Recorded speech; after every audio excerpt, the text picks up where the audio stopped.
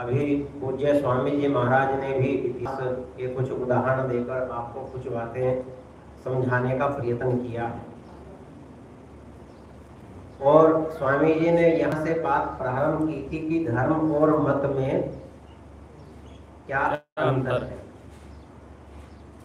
बाह्य आक्रांताओं से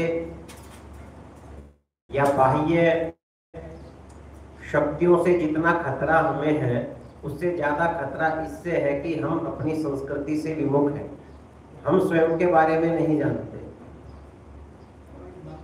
धर्म और मत के विषय में इतना जानते हुए चलें कि शरीर में जो देखने का कार्य करती हैं उस इंद्री का नाम क्या है, तो अवगहन करने का कार्य करती है उस अंग का नाम शरीर में क्या है, बुद्धि। हाँ, बहुत सुंदर उत्तर है। जैसे देखने का कार्य नेत्र करते हैं, जैसे सुनने का कार्य कान करते हैं, सूंघने का कार्य नासिका करती है, ऐसे ही सोचने और निर्णय लेने का कार्य बुद्धि करती है।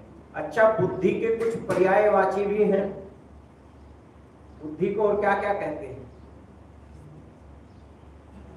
अंग्रेजी में उसको माइंड बोल दो, ब्रेन बोल दो, मेधा बोल दो, हिंदी में दिमाग कह दो, मस्तिष्क कह दो। इसी प्रकार एक बुद्धि का पर्यायवाची है मति। क्या पर्यायवाची है? कहते हैं ना, इसकी मति मारी गई। बुद्धि का एक पर्यायवाची है मति, और मति से जो उत्पन्न होता है उसका नाम होता है मत। इसीलिए आप चुनाव में कौन सा दान करते हैं?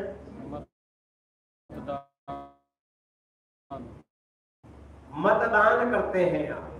आप किसी एक के पक्ष में अपने विचार रखते हैं, इसी का नाम मतदान है कि मेरे विचार इस पार्टी के साथ है। तो मति से जो उत्पन्न होता है उसका नाम मत है। अब थोड़ा सा विचार करना है यहाँ। धर्म एक तत्व है, मान लो ये धर्म है, ये धर्म है, और मोहम्मद साहब ने इस धर्म के विषय में अपनी मति से विचार कर जो कुरान में अपना मत लिखा। अच्छा, सच बताओ वो धर्म है या इस धर्म के विषय में मोहम्मद साहब का अपना मत है? मत है ना। वो सही गलत आगे की बात है।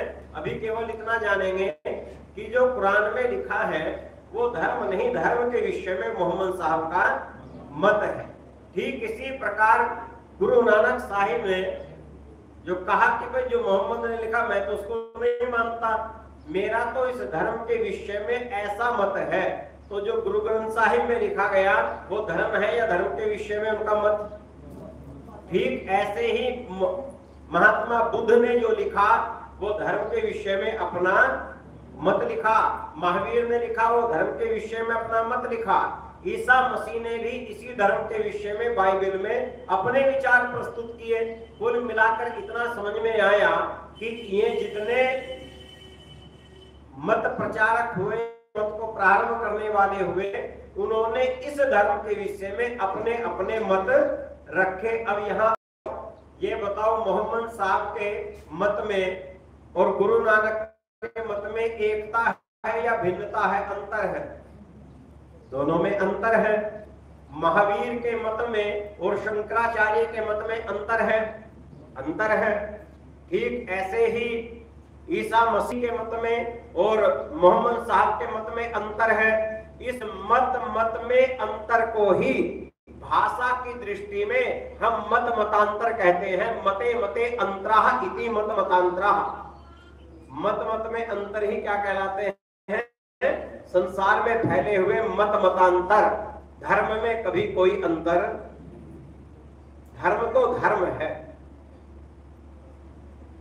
धर्म किस लिए आवश्यक है?